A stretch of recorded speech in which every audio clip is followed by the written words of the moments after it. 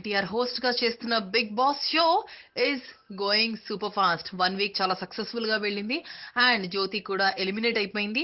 ఇక మిగతా రూమ్మేట్స్ అదేనండి హౌస్ మేట్స్ అందరూ కూడా చాలా మళ్ళీ సరదాగా ఈ వీక్ ఎలా జరగబోతోందో అన్న టెన్షన్ తోటి ఇంటెన్షన్ తోటి ముందుకు సాగుతున్నారు.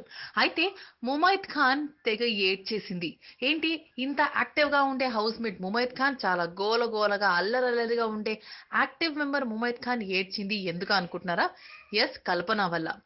కల్పన ఏంటంటే మనకు తెలిసిందే కదా, బిగ్ బాస్ షో ఫాలో అవుతున్నారు కదా మీరు.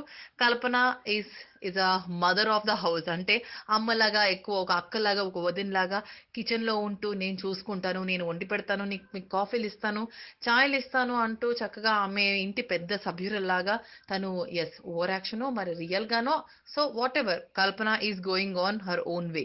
అయితే ఇది వారం రోజులు అయింది కాబట్టి కాస్త అమ్మ నాన్న అంటూ చెప్పుకొచ్చింది.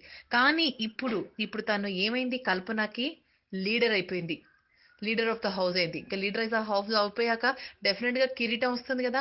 మరి ఆ కిరీటాన్ని పెట్టుకొని కాస్త 4 చివాట్లు పెట్టేసింది ముమైత్ కి. ఎందుకంటే ముమైత్ డెఫినెట్లీ కాస్త పని ఇష్టం వచ్చినట్టుగా అక్కడిక్కడ పెట్టేయడం, కాఫీలు కప్పులు తాగేసి జ్యూస్ తాగేసి అక్కడిక్కడ పెట్టడం చేసింది.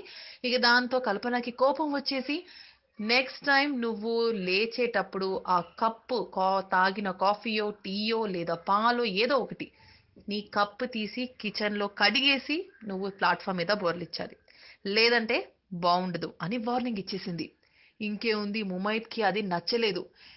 ఇంకేముంది, తనకి వచ్చి రాని తెలుగులో తను ఏడ్చుకుంటూ నాకు ఇది నచ్చలేదు, this is not a hostel అంటూ బడబడా ఏడ్చేసింది. అది సంగతి అసలు జరిగింది. మరి దీనికి మిగతా రూమ్మేట్స్ ఏమనుకున్నారు ఏంటో తెలుసుకోవాలంటే ఇవాల్టి మన బిగ్ బాస్ చూడాల్సిందే. Latest news. For more updates on anything happening in Tollywood, please like, share and subscribe